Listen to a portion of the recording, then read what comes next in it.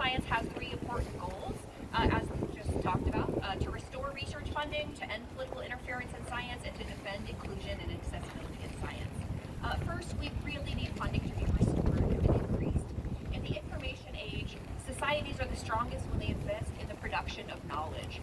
I have numerous colleagues who have been affected by the funding freezes and the firings at NIH, NIJ, and NSF.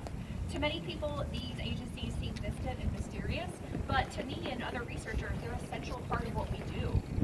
When I was earning my PhD 10 years ago, I received a dissertation grant from the NSF to support my field research.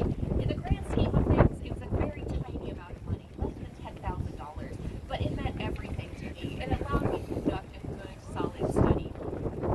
I have a friend and colleague who has an NIJ grant to gather data and create a computer program to help forensic scientists identify bodies faster, so that loved ones of disappeared persons can get closure and victims can get justice. This is just one small example of how people benefit directly from federally funded research without even realizing it. Woo! Second, we need to end political interference in science. I've been appalled to see the administration attempting to insert itself into scientific research, especially given the astounding lack of experience in the entire executive branch. Amen!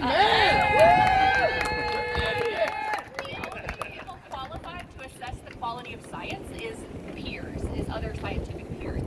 I do a lot of that. I do a lot of assessing peer research through journals, through scholarships, grant application review, grant application. And this is all volunteer work that we do. We care about the integrity of our disciplines. So I'm a sociologist, meaning that I study social behavior. And my discipline is one of the ones that has been under direct attack in recent years. Perhaps some of you have seen the headlines or read about the removal of sociology and anthropology from curricula in other states. This is because the social sciences teach people to examine the patterns in their own and others' behavior. We teach people to look to history in order to understand the present. And we teach people to be skeptical of power structures and political messaging. As a result, we tend to resist power structures that benefit the few at the expense of the many. And we recognize the value of collective action, such as this. We call attention to power structures, whether they be laws, traditions, or organizational forms, and we imagine what it would look like to dismantle or transform them. No wonder the powerful hate us.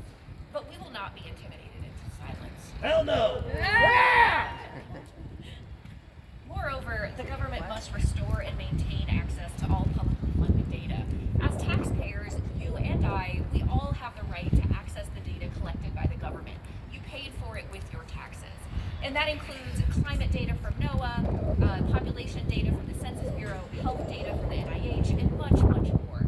These valuable data sets allow scientists to track trends and make predictions, saving lives in the process. They also make science accessible to organizations and individuals who don't have lots of resources for collecting data.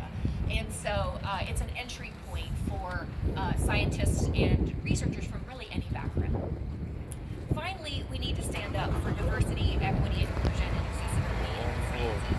Not only because these are core values in a free society, but also because science benefits from many perspectives.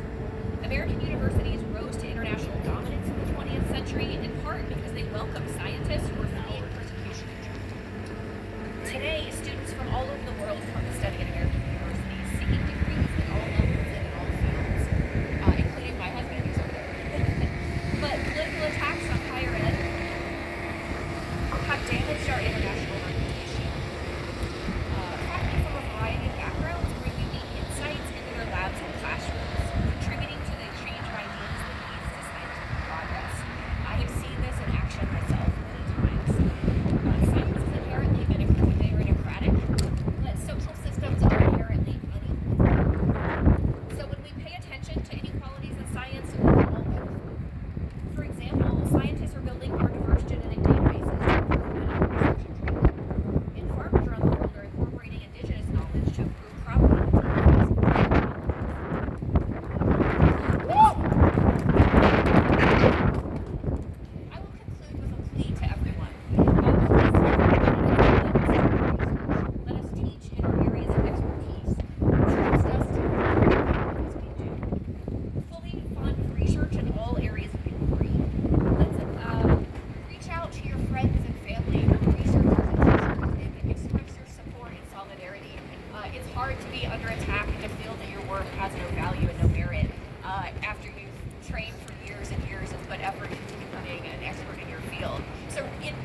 like much, but it means so much to